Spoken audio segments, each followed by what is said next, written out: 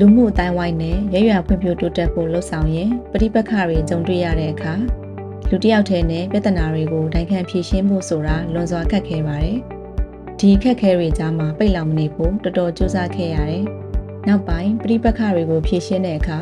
နားထောင်ပေးတာပူးပေါင်းဆောင်ရွက်တာတွေကနေသာပြဿနာတွေကိုဖြေရှင်းနိုင်တယ်ဆိုပြီးသိလာပြီးတော့ကျမအတွက်ပြောင်းလဲမှုတွေစတင်ခဲ့ပါတယ်။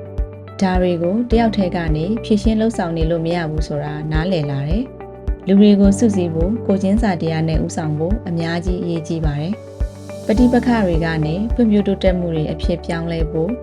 လူမှုအတိုင်းဝိုင်းမှာကြုံတွေ့နေရတဲ့အခက်အခဲစိန်ခေါ်မှုတွေကိုအတူတကွပူးပေါင်းလှုပ်ဆောင်ရင်စဉ်းစားအဖြေရှာဖို့ကို CSO Academy ရဲ့ Leading Community Transformation တက်ရောက်ပြီးတဲ့အခါမှာတော့ကောင်းကြီးနားလည်လာပါတယ်။လူမှုအဖွဲ့အစည်းတွေကိုဦးဆောင်နေသူတိုင်းပဋိပက္ခတွေနဲ့ကြုံတွေ့ရတဲ့အခါဖြေရှင်းတတ်စေဖို့လာရောက်လေ့လာကြည့်ဖို့ဖိတ်ခေါ်လိုက်ပါတယ်။သင်ခန်းစာတွေကိုလေ့လာတဲ့အခါ Pre-assessment, Post-assessment မေးခွန်းတွေကိုဖြေဆိုပြီးမိမိသင်ကြားခဲ့တာတွေကိုလေ့လာဆန်းစစ်နိုင်တယ်လို့သင်ခန်းစာတွေကိုပြီးမြောက်အောင်တက်ရောက်ပြီးရင်တော့ CSO Academy ကပေးအပ်တဲ့ Certificate ကိုပါရရှိမှာဖြစ်ပါတယ်။ကဲဒါဆို CSO Academy မှာစာရင်းပေးသွင်းပြီးသင်ခန်းစာတွေကိုအခုပဲလေ့လာလိုက်ရအောင်။